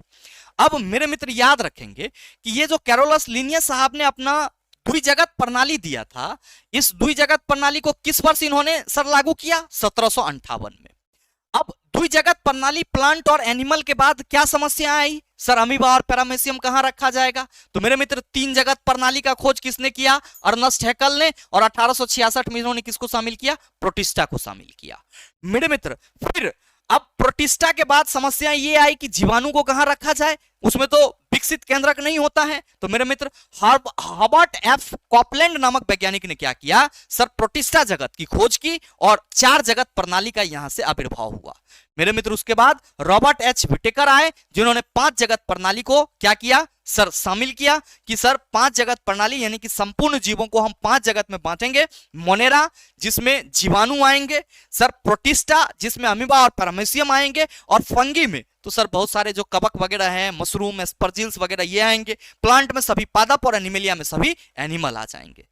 तो 5 जगत प्रणाली की खोज आप कहेंगे रॉबर्ट विटेकर ने करा। 4 जगत प्रणाली की खोज हर्बर्ट एफ कॉपलैंड ने करा। 3 जगत प्रणाली की खोज अर्नेस्ट हैकल ने करा। द्विजगत प्रणाली की खोज कैरोलस लिनियस ने करा। वर्गीकी का जनक कैरोलस लिनियस को बोला जाता है। जीवों के उसके आवास के आधार पर वर्गीकरण आप कहेंगे अरस्तु ने करा। अब आप कहिएगा कि गुरुजी ये तो वर्गीकरण प्रणाली है, ये बताओ कि मोनेरा, प्रोटिस्टा और जो फंजाई है इसकी प्रॉपर्टीज क्या होती है? आइए उसकी भी चर्चा कर लेते हैं। मेरे मित्र, जब हम लोग बात करते हैं मोनेरा जगत की तो आप सभी ध्यान में रखिएगा, मोनेरा जगत से संबंधित कुछ महत्वपूर्ण बातें जो आपके एग्जाम के लिए उपयोगी है। मेरे मित्र, अभी जस्ट आप सबों ने ये डिस्कस करा है कि सर मोनेरा जगत के अंतर्गत वैसे जीव आएंगे जिसका जो कोशिका का केंद्रक होगा वो पूरी तरीके से विकसित नहीं होगा, और इसीलिए मेरे मित्र इसको हम लोग क्या कहते हैं, एक कोशिकीय पूर्व केंद्रकी जीव। ध्यान रखना, मोनेरा को हम लोग क्या कहते हैं, आप सभी याद रखेंगे, एक कोशिकीय पूर्व केंद्रकीय जीव। और एनसीईआरटी भी इस चीज को स्पष्ट कर रही है कि मोनेरा क्या होगा, एक कोशिकीय पूर्व केंद्रकी जीव। मेरे मित्र, इसी को हम लोग प्रोकैरियोटिक्स ऑर्गेनिज्म भी कह सकते हैं। पूर्व केंद्रकी का मतलब क्या हुआ, जिसका केंद्रक पूरी तरीके से विकसित ना हो, और इसके अंतर्गत सामान्यतः कौन आते हैं, जीवाणु आते हैं। ये हम नहीं कह रहे हैं, ये एनसीईआरटी कह रहा है कि विद्यालय की प्रयोगशाला में उपलब्ध जीवाणु और नील हरित शैवालों की अस्थायी स्लाइडों का सूक्ष्मदर्शी द्वारा अवलोकन कीजिए।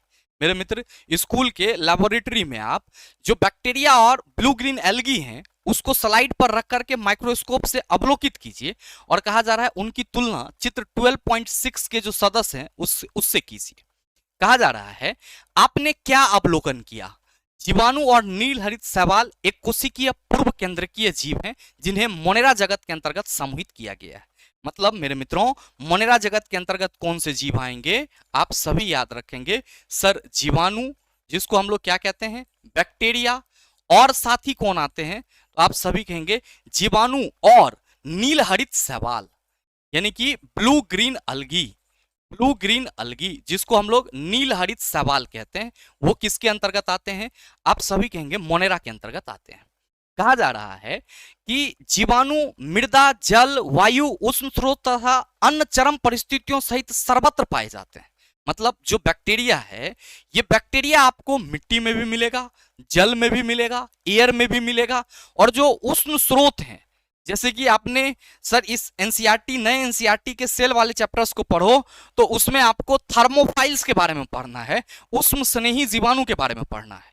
तो जो बैक्टीरिया है ये आपको हर जगह पे देखने को मिलेगा, चाहे वो मिट्टी हो, वायु हो, जल हो, उष्मा के कोई स्रोत हो, हर जगह पे इसको आप पाएंगे। तो वही कह रहा है कि ये सर जीवाणु मृदा, जल, वायु, उष्ण स्रोत तथा अन्य चरम परिस्थितियों सहित सर्वत्र पाए जाते हैं जहां अधिकांश जीवों का जीवित रहना संभव नहीं होता है।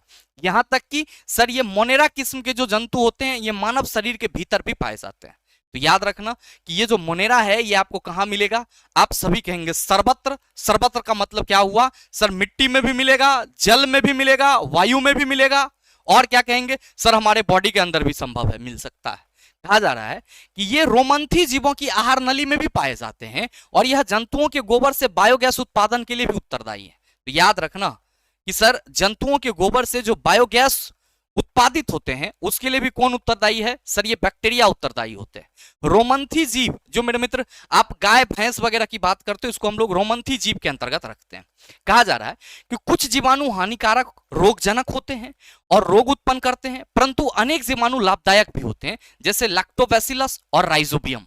मेरे मित्र, राइजोबियम बैक्टीरिया आप सभी कहते हैं सर नाइट्रोजन फिक्सेशन यानी कि नाइट्रोजन स्थिरीकरण में मदद करता है। लैक्टोबैसिलस आप कहेंगे दही जमाने के लिए आवश्यक है। कह रहा है कि सर आपका कुछ जीवाणु लाभदायक भी होते हैं, जैसे कि लैक्टोबैसिलस और राइजोबियम नील हरित शैवाल स्वपोषी और अपघटक होते हैं। मतलब ये जो ब्लू ग्रीन एल्गी हैं ये क्या होते हैं, sir autotrophic mode of nutrition वाले होते हैं, और साथ ही साथ क्या होते हैं, डिकम्पोजर का भी काम करते हैं। पोषण चक्रण के अतिरिक्त कुछ जीवाणु तेल, कीटनाशक, वाहित मल इत्यादि प्रदूषकों को भी विघटित कर देते हैं। मतलब पोषण चक्र के अकॉर्डिंग कुछ जीवाणु ऐसे होते हैं जो सर तेल, कीटनाशक और जो वाहित मल है उसको भी क्या करते हैं, सर डिकम्पोज करने का काम करते हैं। एक चीज आप सभी ध्यान में रखना कि राम बख्श सिंह को आधुनिक बायोगैस के जनक के रूप में जाना जाता है। तो अगर आपसे ये सवाल कहीं पे मिल जाए कि आधुनिक बायोगैस का जनक कौन है, आप सभी कहेंगे राम बख्श सिंह। क्या कहेंगे, राम बख्श सिंह कहेंगे। अब मेरे मित्र मोनेरा जगत आपका क्लियर हो चुका होगा। अब हमारे साथ आपको याद रखना पड़ेगा, क्योंकि हो सकता है कल आपका पेपर हो। तो आप क्या कहेंगे कि गुरुजी मोनेरा जगत के अंतर्गत वैसे जीव आएंगे जो कि पूर्व केंद्रकी जीव होंगे। सामान्यतः ये सर जीवाणु और नील हरित शैवाल होते हैं। और ये कहां मिलेंगे? आप कहेंगे हर जगह पे, मिट्टी में, वायु में, जल में, उष्मा के किसी स्रोत में, रोमंथी जीव के आप सभी कहेंगे रोमंथी जो जीव होंगे उसके आहार नली में, जंतु के बायोगैस, जंतु के गोबर से बायोगैस उत्पादन में ये मदद करेंगे। सर ये कुछ ऐसे होते हैं जो हमारे लिए लाभकारी भी होते हैं और हमारे लिए क्या होते हैं? रोगजनक भी होते हैं। अब मेरे मित्र बात किसकी है? बात है प्रोटिस्टा जगत की। और प्रोटिस्टा जगत के जो जीव होते हैं ये क्या होते हैं? एक कोशिकीय सुकेंद्रकी जीव होते हैं। तो मेरे मित्र आप सभी प्रोटिस्टा जगत के बारे में याद रखना, आप सभी प्रोटिस्टा जगत के बारे में याद रखना कि ये क्या होते हैं? सर एक कोशिकीय ये भी होते हैं, लेकिन इसका जो कोशिका होता है ये विकसित होता है। मतलब आप ये कह सकते हो कि सर ये एक कोशिकीय सुकेंद्रकी, एक कोशिकीय सुकेंद्रकी जीव है। और मेरे मित्र इसके अंतर्गत कौन आते हैं? तो आप सभी ध्यान रखना, इसके अंतर्गत अमीबा आ जाएगा, ठीक है। और कौन आएगा? सर पैरामीशियम आ जाएगा, अमीबा, पैरामीशियम। और कौन आएगा? तो आप सभी याद रखना ना, युगलिना भी इसी के अंतर्गत आता है। एक और चीज मेरे मित्र ध्यान रखना कि जो मोनेरा जगत के जीव जीवाणु होते हैं इसकी संरचना आपको सर रॉड सेल जैसे दिख सकती है, गोलाकार दिख सकती है, कर्व दिख सकती है, ये भी ध्यान में रखेंगे। नेक्स्ट प्रोटिस्टा जगत में आप क्या कहेंगे? सर अमीबा, पैरामीशियम और युगलिना जैसे जीव आएंगे। और ये क्या होते हैं? सर इसके केंद्रक विकसित होते हैं और साथ ही साथ एक कोशिकीय होते हैं। लेकिन कहा जा रहा है कि सर ऐसे सभी एक कोशिकीय सुकेंद्रकी जीव को प्रोटिस्टा जगत में समूहित किया जाता है जिनमें कोशिका भित्ति नहीं होती है अथवा जिनकी कोशिका भित्ति सेलुलोज की बनी होती है। मतलब क्या हुआ कि सर इस जगत के अंतर्गत वैसे जीव को भी शामिल किया जाता है जिनमें कोशिका भित्ति नहीं होती है, या फिर अगर कोशिका भित्ति होती है तो वो किसकी बनी हो? सर सेलुलोज की बनी होती है। ये सूक्ष्मदर्शी और अत्यंत विविध प्रकार के जीव होते हैं। आप इनमें से कुछ प्रोटिस्ट का अध्ययन नीचे बताए गए ढंग से घास फांट, सूखी घास के घोल की स्लाइड बनाकर कर सकते हैं। और समान प्रोटिस्टा के उदाहरण आप कहेंगे अमीबा, पैरामीशियम और युगलिना। एक चीज यहां पे आप पॉइंट कर लेंगे कि ये जो प्रोटिस्टा जगत के जीव होते हैं सर इसमें आप कहेंगे इसमें इसमें या तो कोशिका भित्ति नहीं होती है, इसमें या तो कोशिका भित्ति नहीं होती है अथवा या कोशिका भित्ति सेलुलोज की बनी होती है। अगर होगी भी तो किसकी बनी होगी? सेलुलोज की। अब ये मत कहना कि कोई और चीज का, केवल सेलुलोज का। अथवा कोशिका भित्ति आप सभी क्या कहेंगे? सर सेलुलोज की बनी होती है। कोशिका भित्ति किसकी बनी होती है? सेलुलोज की बनी होती है। ये बात आप सभी ध्यान में रखेंगे। अब मेरे मित्र बात किसकी कर लेते हैं? हम लोग बात कर लेते हैं फंजाई की। किसकी? अच्छा, आपका जो प्रोटिस्टा जगत है उसके बारे में कुछ और यहां पे कहा जा रहा है, समझिएगा कि जगत प्रोटिस्टा में एक कोशिकीय सुकेंद्रित जीव सम्मिलित होते हैं जो जल या नम स्थानों पर रहते हैं। तो प्रोटिस्टा वाला जो जीव है ये कहां मिलेगा आपको? जल या नम स्थानों पर पाए जाते हैं, जल या नम स्थानों पर पाया जाता है, ठीक है। और दूसरी बात क्या कहा जा रहा है यहां पे समझिएगा, इसमें कुछ स्वपोषी तथा कुछ विषमपोषी होते हैं। जैसे कि मेरे मित्र ये जो युगलिना है ये स्वपोषी और विषमपोषी के बीच का है। इसको प्रकाश संश्लेषण मिलेगा तो ये फोटोसिंथेसिस की प्रोसेस भी कर लेगी, नहीं मिलेगा तो ऐसे भी रह जाएगा। तो मेरे मित्र जो प्रोटिस्टा जगत के जीव होते हैं वो स्वपोषी अथवा विषमपोषी दोनों हो सकते हैं। और जगत प्रोटिस्टा के जीव जलीय आहार श्रृंखलाओं में महत्वपूर्ण कड़ी होते हैं। कुछ ऑक्सीजन उत्पन्न करते हैं जबकि कुछ छोटे जीवों का भोजन बनते हैं। और कुछ प्रोटिस्टा अपघटक के रूप में भी कार्य करते हैं और पोषक तत्वों के चक्रण में सहायता करते हैं। तो याद रखना कि ये जो प्रोटिस्टा जगत के जीव हैं ये स्वपोषी अथवा विषमपोषी हो सकते हैं। क्या हो सकते हैं? स्वपोषी अथवा विषमपोषी हो सकते हैं। स्वपोषी अथवा विषमपोषी हो सकते हैं, ये आप सभी ध्यान में रखेंगे। अब नेक्स्ट मेरे मित्र फंजाई यानी कि कवक के बारे में कहा जा रहा है जो कि कोशिका भित्ति युक्त बहुकोशिकीय विषमपोषी सुकेंद्रिक जीव है। क्या हुआ इसका मतलब? इसका मतलब हुआ कि सर जो कवक के अंतर्गत जीव आएंगे, जो कवक के अंतर्गत यानी कि फंजाई के अंतर्गत जीव आएंगे, इसके पास कोशिका भित्ति भी होगी और इसकी कोशिका भित्ति काइटिन की बनी होती है। और ये क्या होंगे? बहुकोशिकीय होंगे और विषमपोषी होंगे, मतलब पोषण इसका विषमपोषी होगा और इसका केंद्रक अवसर विकसित होगा। तो आप लिखेंगे कवक क्या होते हैं, आप कहिएगा कोशिका भित्ति युक्त, कोशिका भित्ति युक्त, कोशिका भित्ति युक्त, ठीक है, बहुकोशिकीय, कोशिका भित्ति युक्त बहुकोशिकीय, बहुकोशिकीय, ठीक है, विषमपोषी, विषमपोषी सुकेंद्रिक जीव होते हैं, विषमपोषी सुकेंद्रिक, ठीक है, सुकेंद्रकी जीव होते हैं। अब मेरे मित्र इसके बारे में क्या कहा जा रहा है कि कवक प्रायः बहुकोशिकीय होते हैं, मतलब इसका जो शरीर है वो बहुत सारे कोशिकाओं से मिलकर बना होता है, जिनकी कोशिका भित्ति काइटिन की बनी होती है। मेरे मित्र याद रखना कि कवक की कोशिका भित्ति किसकी बनी होगी, इसकी जो सेल वॉल होगी वो किसकी बनी होगी, आप सभी कहेंगे काइटिन की बनी होगी। कोशिका भित्ति किससे बनी होगी, काइटिन की बनी होगी। कहा जा रहा है कि ये अपना भोजन स्वयं नहीं बनाते, ये मृत या सड़ रहे पदार्थों से पोषक तत्वों के महीन तंतुओं के माध्यम से अवशोषित करते हैं, जो मेरे मित्र आपस में मिलकर कवक जाल माइसीलियम नामक संजाल बनाते हैं। और अधिकांश कवक क्या होते हैं, मृतपोषी सप्रोफाइटिक, मतलब ये मृत जीव जंतु या सड़े गले पेड़ पौधे से अपना पोषण प्राप्त करते हैं। तो कवक कोषीय स्तर पर क्या होते हैं, तो आप सभी कहेंगे सर कवक का जो पोषण होता है ये क्या होता है, मृतपोषी। क्या होता है, मृतपोषी, मतलब आप कह सकते हो सेप्रोफाइटिक मोड ऑफ न्यूट्रिशन वाले होते हैं। ध्यान देना, आगे कहा जा रहा है कि सेप्रोफाइटिक का मतलब क्या हुआ, ये मृत कार्बनिक पदार्थों का सेवन करते हैं, जैसे गिरे हुए पत्ती, टहनियां या मृत जीव, और अपघटक के रूप में पारिस्थितिक परितंत्र में महत्वपूर्ण भूमिका निभाते हैं। अपघटक के रूप में ये पारिस्थितिक परितंत्र में बेहद ही महत्वपूर्ण भूमिका निभाता है। और कहा जा रहा है कि ये जटिल कार्बनिक पदार्थ को सरल पदार्थों में अपघटित कर देते हैं। मतलब ये जो कवक हैं ये क्या करता है, तो याद रखना कवक जटिल कार्बनिक पदार्थ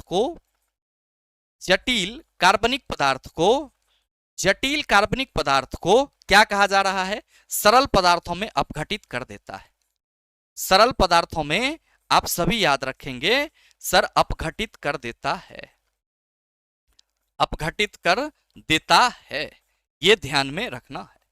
अब मेरे मित्र ये कहा जा रहा है कि जो मृदा में खनिज के रूप में उपलब्ध हो जाते हैं, बेसिकली कवक जो सर जटिल कार्बनिक पदार्थ को सरल पदार्थ में तब्दील करता है, ये मिट्टी में मिल जाता है। आगे कहा जा रहा है कि सर कुछ कवक अन्य जीवों के साथ सहजीवी संबंध भी बनाते हैं, जबकि कुछ परजीवी के रूप में भी होते हैं। मतलब ये कवक जो हैं ये पैरासिटिक भी होते हैं और साइम्बोसिस रिलेशनशिप वाले होते हैं। सहजीविता का मतलब क्या हुआ, जैसे कि सर मतलब पति पत्नी का रिलेशन है, ये साइम्बोसिस रिलेशन है, मतलब सहजीविता है, एक के ऊपर दूसरा निर्भर है, ठीक है। तो इसी तरह मेरे मित्र जो अल्गी और लाइकेन है ये साइम्बोसिस रिलेशनशिप प्रदर्शित करते हैं, मतलब एक रहने के लिए घर प्रदान करता है, दूसरा उसके लिए भोजन बनाने का काम करता है। तो जो कवक होते हैं ये सहजीविता और परजीविता दोनों को प्रदर्शित करते हैं, और ये प्रायः बीजाणु बनाकर लैंगिक और अलैंगिक दोनों प्रकार से जनन करते हैं। जैसे कि राइजोपस एक कवक है, तो मेरे मित्र इसमें क्या होता है, बीजाणु निर्माण के थ्रू इसके जनन की प्रक्रिया होती है। अब अगर हम बात करें ब्रेड मोल्ड ईस्ट की, तो ये भी एक कवक है और ये एक कोशिकीय होते हैं, इसकी कोशिका भित्ति काइटिन से बनी होती है, और इसी वजह से ईस्ट को सर हम लोग किस रूप में रखते हैं, फंजाई के अंतर्गत रखते हैं। मशरूम स्थूलदर्शीय कवक है, मैक्रोस्कोपिक कवक है, जो बीजाणु द्वारा जनन करते हैं। एस्परजिल्स और पेनिसिलियम जैसे कुछ कवक एंजाइम प्रतिजैविक दवाई बनाने में उपयोग किए जाते हैं। मेरे मित्र पेनिसिलियम का उपयोग एंटीबायोटिक बनाने के लिए किया जाता है। एस्परजिल्स ये भी एक प्रकार का कवक है जिसका उपयोग कहां किया जाता है, एंटीबायोटिक बनाने में किया जाता है। और कवक महत्वपूर्ण अपघटक और पोषक तत्वों के पुनर्चक्रण में सहायता करता है। कहा जा रहा है इनके बिना मृत पौधे और जंतुओं का विघटन अत्यंत कम हो जाएगा, जिससे मृदा की उर्वरता और पारिस्थितिक संतुलन पर प्रतिकूल प्रभाव पड़ेगा। मतलब अगर कवक न हो तो सर मृत पौधे और जंतुओं का विघटन बहुत ही कम हो जाएगा, और साथ ही मृदा की उर्वरता और पारिस्थितिक जो संतुलन है उस पर प्रतिकूल प्रभाव पड़ेगा। यहाँ पे दो चीजें आपको समझना है। पहला ये कि कवक जो है, कवक सहजीवी एवं परजीवी दोनों होते हैं। सहजीवी एवं परजीवी दोनों होते हैं, ठीक है। याद रखना कवक के एग्जाम्पल क्या होंगे, तो जो ईस्ट है, जो एस्परजिल्स है, मशरूम है, ये सब क्या है सर, कवक हैं। और पेनिसिलियम जैसे कवक का इस्तेमाल कहां किया जाता है, आप कहेंगे एंटीबायोटिक के निर्माण में। एस्परजिल्स जैसे कवक का इस्तेमाल कहां किया जाता है, आप सभी कहेंगे एंटीबायोटिक के निर्माण में। तो ये ध्यान रखो यहाँ पे कि ईस्ट हो गया, ठीक है, उसके बाद आपका एस्परजिल्स, ठीक है, एस्परजिल्स प्लस पेनिसिलियम, पेनिसिलियम, पेनिसिलियम, ठीक है। इस दोनों का उपयोग कहां होगा? एंटीबायोटिक बनाने में, एंटीबायोटिक बनाने में, यानी कि प्रतिजैविक दवा बनाने में इसका इस्तेमाल किया जाता है। साथ में मशरूम क्या है? स्थूलदर्शीय माइक्रोस्कोपिक कवक है। जनन कैसे करेगा? बीजाणु निर्माण के थ्रू। अब मेरे मित्र, जब आप पांच जगत वर्गीकरण प्रणाली में मोनेरा समझ ले तो याद रखना है कंठाग्र, ये नहीं कि गुरुजी लिखवा दिए बतवा दिए हो गया बात खत्म। मोनेरा के अंतर्गत कौन आएगा? आप कहेंगे एक कोशिकीय जीव तो आएंगे लेकिन उसका केंद्रक विकसित नहीं होगा। ये कौन होंगे? बैक्टीरिया हो सकता है और ब्लू ग्रीन एल्गी हो सकता है। कहां पाए जाएंगे? आप कहेंगे सर्वत्र पाए जाएंगे। मेरे मित्र, इसके बाद प्रोटिस्टा की बात करेंगे, आप कहेंगे अमीबा, पैरामेसियम और यूग्लिना आएंगे। अब प्रोटिस्टा स्वपोषी अथवा परपोषी दोनों हो सकता है। अब मेरे मित्र, अगर कवक की बात करेंगे, आप कहेंगे ये मृतोपोषी होंगे, सहजीविता और परजीविता दोनों प्रदर्शित करेगा। साथ ही ये अपघटक का भी काम करता है, जिस वजह से सर ये सरल जटिल कार्बनिक पदार्थ को सरल पदार्थों में अपघटित करता है। और कुछ कवक ऐसे होते हैं जिसका उपयोग एंटीबायोटिक बनाने में किया जाता है, जैसे कि एस्परजिल्स और आप सभी क्या कहेंगे गुरुजी? पेनिसिलियम। और मेरे मित्र, आप सभी ध्यान रखना कि जब आप मोनेरा, प्रोटिस्टा और फंजाई इस तीनों को समझ लेते हो तो जो अगला आपका किंगडम है, या आप कह सकते हो कि अगला जो पांच जगत वर्गीकरण का मतलब कह सकते हो क्लासिफिकेशन है, वो क्या है? प्लांटी। और बेसिकली प्लांट को हम लोग कितने कैटेगरीज में डिवाइड करते हैं? आप सभी ध्यान रखना कि अगर हम पूरे प्लांट किंगडम की बात करें, पादप जगत की बात करें, तो पादप जगत को हम लोग मुख्य रूप से 5 भागों में कैटेगराइज करते हैं। कितने भागों में कैटेगराइज करते हैं? 5 भागों में कैटेगराइज करते हैं। ये बात ध्यान में रखना, ठीक है। कौन कौन सा? तो मेरे मित्र, पहला होता है आपका थैलोफाइटा। पहला क्या होता है? थैलोफाइटा। दूसरा कौन सा होता है? Sir bryophyta. क्या होता है? ब्रायोफाइटा। तीसरा आप सभी याद रखना, टेरिडोफाइटा, टेरिडोफाइटा। और मेरे मित्र, चौथा कौन होता है? तो आप सभी याद रखेंगे जिम्नोएस्पर्म, जिम्नोएस्पर्म, जिम्नोएस्पर्म, जिसको नग्न बीजी कहेंगे, ठीक है, नग्न बीजी। और एंजियोस्पर्म आपका आवृत बीजी होगा। एंजियोस्पर्म आपका क्या होगा? आप सभी याद रखना, आवृत बीजी होगा। क्यों कहते हैं ऐसा, इसकी भी चर्चा हम करेंगे अभी just.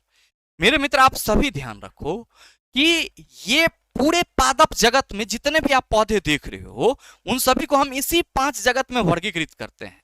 Thallophyta, bryophyta, pteridophyta, gymnosperm, angiosperm. मेरे मित्रों, याद रखना आप सभी कि ये जो आपका पौधे का वर्गीकरण है, इसमें अविकसित पौधे से विकसित पौधे की ओर हम लोग जाते हैं। कहोगे कैसे जाते हैं? मेरे भाई याद रखना कि ये जो थैलोफाइटा वर्ग के पौधे होते हैं, इसकी शरीर की संरचना क्या होती है? सर थैला के समान होती है। इसमें आपको जड़, तना और पत्ती अलग अलग दिखाई नहीं पड़ेगी। और इसीलिए मेरे मित्र, थैलोफाइटा वर्ग के जो पौधे होते हैं, इसको हम लोग अविकसित पौधे के श्रेणी में रखते हैं। और याद रखना कि सबसे बड़ी विशेषता ये होती है पादप जगत में, किसमें संवहन तंत्र पाया जाता है और किसमें नहीं पाया जाता है। और पादप जगतों का जब वर्गीकरण है, ये मूल रूप से संवहन तंत्र पे भी है। जो अविकसित पौधे होते हैं उसमें संवहन तंत्र नहीं मिलता है, जैसे कि थैलोफाइटा में आपको संवहन तंत्र नहीं मिलेगा। और जो विकसित पौधे होते हैं उसमें संवहन तंत्र पाए जाते हैं। मेरे मित्र, वहीं पे अगर हम लोग ब्रायोफाइटा की बात करते हैं तो ये नम जगहों पे पाए जाते हैं। और मेरे मित्र, इसीलिए ब्रायोफाइटा को क्या बोला जाता है? एम्फीबियन ऑफ प्लांट किंगडम बोला जाता है। अगर हम टेरिडोफाइटा की बात करते हैं तो मेरे मित्र, इसमें संवहन तंत्र मौजूद होता है। और जिम्नोस्पर्म और एंजियोस्पर्म की बात करते हैं तो इस दोनों में संवहन तंत्र मौजूद होता है। ये विकसित पौधे के श्रेणी में आते हैं। मूल बात ये है कि ये जो हमारा थैलोफाइटा है और ये जो हमारा ब्रायोफाइटा है, टेरिडोफाइटा है, इस तीनों को हम लोग क्या कहते हैं? सर क्रिप्टोगेम्स कहते हैं। क्या कहते हैं इसको? हम लोग क्रिप्टोगेम्स कहते हैं, ठीक है, क्रिप्टोगेम्स कहते हैं। और मेरे मित्र, ये जो जिम्नोस्पर्म और एंजियोस्पर्म है, इसको हम लोग क्या कहते हैं? फेनरोगेम्स कहते हैं। क्या कहते हैं? फेनरोगेम्स कहते हैं, ठीक है। तो क्रिप्टोगेम्स और फेनरोगेम्स, मूल रूप से आप कहेंगे कि सर उपवर्ग में डिवाइड करेंगे तो यही 2 उपवर्ग होंगे, लेकिन हम लोग क्या कहते हैं? सर ये 5 डिवीजन में डिवाइड किया गया है, 5 वर्ग में बांटा गया है। अब याद रखना, जिम्नोस्पर्म को नग्न बीजी इसलिए कहा जाता है क्योंकि इसका बीज नंगा होता है, इसके बीज के ऊपर में कोई आवरण नहीं होता है। जबकि मेरे मित्र जो एंजियोस्पर्म वर्ग के पौधे होते हैं, इसके बीज के ऊपर में आपको एक लेयर मिलेगा, इसीलिए इसको हम लोग आवृत बीजी कहते हैं। यानी कि एंजियोस्पर्म का बीज ढका हुआ होता है, जबकि जिम्नोस्पर्म का बीज ढका हुआ नहीं होता है। अब अगर हम सीधे सीधे इस पांचों जो ग्रुप हैं इसकी चर्चा करें कि इसकी क्या विशेषता होती है, तो अकॉर्डिंग टू न्यू एनसीईआरटी केवल आपको इतना याद रखना है और इसके एग्जाम्पल याद रखने हैं, मामला सॉल्व हो जाएगा। थैलोफाइटा के बारे में कहा जा रहा है कि इनका शरीर थैलस जैसा होता है, जिसके द्वारा परिवेश से जल और पोषक तत्वों का अवशोषण तथा गैसों का आदान प्रदान सुगम होता है। तो निम्न में से किस, जो आपसे अगर सवाल पूछा जाए कि निम्न में से पादप जगत के किस वर्ग के पौधे में पौधे का शरीर थैला जैसा होता है या थैलस जैसा होता है, आप सभी कहेंगे थैलोफाइटा वर्ग के पौधे में। बेसिकली इसके अंतर्गत कौन आते हैं मेरे मित्र, आप सभी ध्यान रखना कि इसके अंतर्गत शैवाल एवं लाइकेन आते हैं। इसके अंतर्गत कौन आते हैं, शैवाल एवं लाइकेन आते हैं। और याद रखना कि ये जो स्पाइरोगैरा है, क्लेमाइडोमोनास है, एगर है, ये सब क्या है, आप सभी कहेंगे थैलोफाइटा ग्रुप के पौधे हैं। मेरे मित्र ध्यान रखना कि इस समूह की उत्तरजीविता का लाभ क्या है, तो सर सरल पादप का संरचना इनकी उत्तरजीविता और जल में इनके प्रसार को सुगम बनाता है। मतलब ये जो आपका थैलोफाइटा वर्ग का पौधा सरवाइव करता है, उसके पीछे का रीजन क्या है सर, इसका सरल पादप का संरचना। और थैलोफाइटा को हम लोग क्या कहते हैं सर, ये सरल पादप कहलाते हैं। सरल पादप यानी कि इसको सिंपल प्लांट बोला जा सकता है, ये ध्यान में रखना। ये कहां नहीं रह सकते सर, ये स्थल पर नहीं रह सकते हैं, ये ध्यान में रखेंगे। मतलब थैलोफाइटा वर्ग के जो पौधे होंगे ये सर स्थल में नहीं रह सकते हैं सर, ये कहां रहेंगे, आप कहेंगे जल में रहेंगे। नेक्स्ट मेरे मित्र, जो ब्रायोफाइटा वर्ग के पौधे होते हैं, आप सभी ध्यान रखना कि इसके एग्जाम्पल कौन कौन है, मार्केंसिया है, मॉस है, रिक्सिया है, ये सब क्या है सर, ब्रायोफाइटा वर्ग के पौधे हैं। और ब्रायोफाइटा को क्या बोला जाता है, पादपों का उभयचर बोला जाता है। क्या बोला जाता है, पादपों का उभयचर बोला जाता है, ठीक है। और मेरे मित्र कहा जा रहा है कि शैवाल के विपरीत जल पर प्रबल निर्भरता के साथ इस समूह के पौधे स्थल पर निवास करने लगे। मतलब चूंकि ब्रायोफाइटा वर्ग के जो पौधे होते हैं ये जल और थल दोनों पर आसानी से रह सकते हैं मेरे मित्र, इसीलिए इसको हम लोग क्या कहते हैं, amphibian of the plant kingdom, यानी कि पादपों का उभयचर कहते हैं। पादप का शरीर के कुछ भागों में विभेदन दर्शाती है, परंतु जड़, तना और पत्तियां स्पष्ट नहीं होती है। मतलब ब्रायोफाइटा में भी आपको जड़, तना और पत्ती विभेदित रूप में नहीं मिलेगा। थैलोफाइटा में तो नहीं मिलता है, लेकिन ब्रायोफाइटा में भी आपको जड़, तना और पत्ती स्पष्ट रूप से विभेदित अलग अलग नहीं दिखाई देगा। साथ ही कहा जा रहा है कि इनमें जल और भोजन के परिवहन के लिए संवहन उत्तक नहीं होते हैं, ठीक है। इसमें जनन के लिए जल आवश्यक होता है, क्योंकि नर जनन कोशिकाएं तैरकर मादा कोशिकाओं तक पहुंचती है। तो ब्रायोफाइटा वर्ग के जो पौधे होते हैं इसके जनन के लिए जल इसलिए आवश्यक होता है क्योंकि जो नर जनन कोशिकाएं हैं वो तैर करके क्या करती है, मादा कोशिकाओं तक पहुंचती है।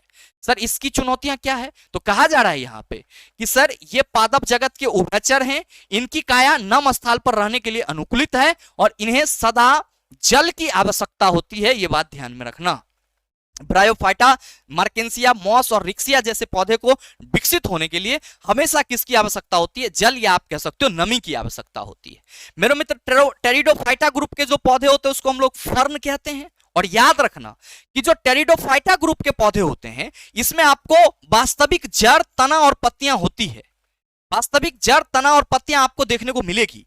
और मेरे मित्र इनमें संवहनी उत्तक जाइलम और फ्लोएम होते हैं जो पूरे पादप में क्रमशः जल और भोजन का परिवहन करते हैं। मतलब टेरिडोफाइटा में आपको क्या देखने को मिलेगा सर, संवहन उत्तक देखने को मिलेगा, जबकि थैलोफाइटा, ब्रायोफाइटा में संवहन उत्तक नहीं होगा। ये जनन के लिए अब भी जल पर निर्भर करते हैं और ये बीज उत्पन्न नहीं करते हैं, आप सभी ध्यान में रखना। टेरिडोफाइटा वर्ग के जो पौधे होते हैं ये बीज उत्पन्न नहीं करते हैं। सर इसकी उत्तरजीविता के लिए क्या लाभ है, ये स्थल पर रहते हैं और पूरे पौधे में जल और भोजन का परिवहन करते हैं और जल के अभाव में इनमें सर जनन नहीं होता, ये बात ध्यान में रखना। अब यहां पे इसको हम लोग क्या कहते हैं सर, ये सरल विकसित पादप हैं। टेरिडोफाइटा जो है ये क्या है, सरल विकसित पादप। इसकी जो वास्तविक जड़, तना और पत्ती है वो तो आपको दिखेगी ही दिखेगी, साथ में इसमें क्या होते हैं, संवहनी उत्तक भी पाए जाते हैं। तो ये थैलोफाइटा और ब्रायोफाइटा में संवहन उत्तक नहीं होता है और चूंकि पादपों में संवहन उत्तक एक अहम रोल निभाता है, इसीलिए मेरे मित्र संवहन उत्तक की अनुपस्थिति के आधार पर थैलोफाइटा और ब्रायोफाइटा वर्ग के जो पौधे होते हैं इसको हम लोग क्या कहते हैं सर, सरल और विकसित पौधे होते हैं। अब अगर हम बात करें सर जिम्नोस्पर्म की, मेरे मित्र इसको हम लोग नग्न बीजी कहते हैं। क्या कहते हैं? नग्न बीजी। क्यों? क्योंकि इसके बीज के ऊपर में कोई आवरण नहीं होता है। साइकस और पाइनस जैसे जो पौधे हैं वो जिम्नोस्पर्म के उदाहरण हैं। मेरे मित्र ये कहां मिलेंगे? स्थल पर मिलेंगे। इनकी पत्तियां सुई जैसी होती है जो जल हानि को कम करता है। मेरे मित्र निषेचन के लिए इसको जल की आवश्यकता नहीं होती है। इनके बीज फलों के अंदर बंद नहीं होते बल्कि शंकुओं पर अनावृत रहते हैं, इसीलिए जिम्नोस्पर्म को हम लोग अनावृत बीजी भी कहते हैं। इसको क्या कहते हैं हम लोग? अनावृत बीजी भी कहते हैं। अब मेरे मित्र ध्यान देना कि उत्तरजीविता के लिए लाभ क्या है? इसकी पत्तियां शुष्क परिस्थितियों के लिए अनुकूल होती है और मेरे मित्र इसीलिए जिम्नोस्पर्म को हम लोग क्या कहते हैं? सर सदाबहार पौधे कहते हैं, एवरग्रीन प्लांट, सदाबहार पौधे। और साथ ही ये क्या होते हैं? सर सदाबहार का मतलब क्या हुआ? सालों भर हरा भरा दिखने वाला। तो इसकी पत्तियां शुष्क परिस्थिति के लिए अनुकूल है, तो मेरे मित्र ये हरा भरा दिखता है। जनन के लिए जल की आवश्यकता नहीं होती है। जीवन की निरंतरता के लिए क्या करते हैं? बीज बनाते हैं। और सवाल यही है कि सर इसके बीज फल से आवृत नहीं होते। इसका जो बीज होता है वो फल से आवृत नहीं होता, फल से ढका नहीं होता। इसका बीज आपको ऐसे ही बाहर में दिख जाएगा। अब मेरे मित्र एंजियोस्पर्म की बात करेंगे तो इसमें सुविकसित जड़, तना और पत्तियां होगी। ये पुष्पों के द्वारा लैंगिक जनन करते हैं, ठीक है। और मेरे मित्र इनके बीज फलों के अंदर बंद होते हैं, इसीलिए एंजियोस्पर्म को हम लोग क्या कहते हैं? आवृत बीजी कहते हैं। क्या कहते हैं? आवृत बीजी कहते हैं। ध्यान रखना कि इनके बीज कीट, पक्षी, जंतु, वायु या जल द्वारा प्रकीर्णित हो सकते हैं। सर उत्तरजीविता के लिए लाभ क्या है? ये पुष्प, फल और बीज उत्पन्न करते हैं। ये जनन तंत्र, इसका जनन तंत्र सुविकसित होता है। इनके बीज आवृत होते हैं और जीवन की निरंतरता के लिए बीज लगातार उत्पन्न करते हैं। विभिन्न कर्मकों द्वारा परागकण पर जनन निर्भर करता है और सुविकसित उत्तक तंत्र के द्वारा जटिल प्रक्रम पाए जाते हैं। इसके एग्जाम्पल में मेरे मित्र जो धान, बांस, तार, नारियल, गेहूं, ईख है, ये सब, आम, लीची, बरगद, कटहल, ये सब क्या है? सर ये सब एंजियोस्पर्म के उदाहरण है। किसके? आवृत बीजी के उदाहरण है। अब याद रखना जो एंजियोस्पर्म पौधे होते हैं, आवृत बीजी होते हैं, ये दो प्रकार के होते हैं। एक होता है एक बीज पत्री। क्या होता है? एक बीज पत्री, मोनोकोटिलेडन्स। और दूसरा क्या होता है आपका? द्विबीज पत्री, जिसको हम लोग क्या कहते हैं? डाइकोटिलेडन्स कहते हैं। मतलब जिसमें केवल एक बीज पत्र हो, एक बीज पत्री कहलाएगा। जिसमें दो हो, आप कहेंगे सर दो बीज पत्री कहलाएगा। ये जो धान, तार, बांस, गेहूं, ये सब देख रहे हो, ये सब क्या होते हैं सर? एक बीज पत्री होते हैं। क्या होते हैं? एक बीज पत्री होते हैं। जबकि आम, लीची, बरगद, कटहल, आप सभी याद रखना ये द्विबीज पत्री होते हैं। द्विबीज पत्री डाइकोटिलेडॉन्स होता है। और मेरे मित्र मनुष्य की अधिकांश जरूरत कहां से पूरा होता है? सर एंजियोस्पर्म यानी कि आवृत बीजी से पूरा होता है। और ये पादप जगत का सबसे बड़ा आप कह सकते हो कि ग्रुप है जहां पे आपको बहुत सारे पादप देखने को मिलते हैं। तो मेरे मित्र पादप जगत को इसी 5 जगत में डिवाइड करा गया है, जिसके बारे में कुछ आपको बेसिक सी बातें ध्यान में रखनी है और साथ ही साथ एंजियोस्पर्म और जिम्नोस्पर्म के एग्जाम्पल क्या होते हैं ये ध्यान में रखना है। अगर आपको यहां तक की चीजें माइंड में सेट है तो यकीन मानिए कि आपके जो बायोडायवर्सिटी चैप्टर का सवाल है प्लांट किंगडम तक के पोर्शन से, उसमें से एक भी सवाल आप स्किप नहीं करेंगे। तो उम्मीद करेंगे कि आज के इस वीडियो सेशन से आप प्लांट किंगडम तक के सारे बातों को रिवाइज कर पाए होंगे, रिकॉल कर पाए होंगे। साथ ही उम्मीद ये भी करेंगे कि ये सेशन आप सबों को अच्छा लगा होगा। अगर अच्छा लगा तो वीडियो को लाइक कीजिएगा, ज्यादा से ज्यादा अपने दोस्तों के साथ शेयर कीजिएगा और अगर आप चैनल पर नए हैं तो सब्सक्राइब करके बेल आइकन दबा लेना ताकि इस तरह के एग्जाम रिलेवेंट वीडियो का नोटिफिकेशन सबसे पहले आपके पास पहुंचे और आप उसको सबसे पहले देख पाओ। मिलते हैं फिर अगले सेशन में, तब तक के लिए best of luck. Thank you, have a nice day.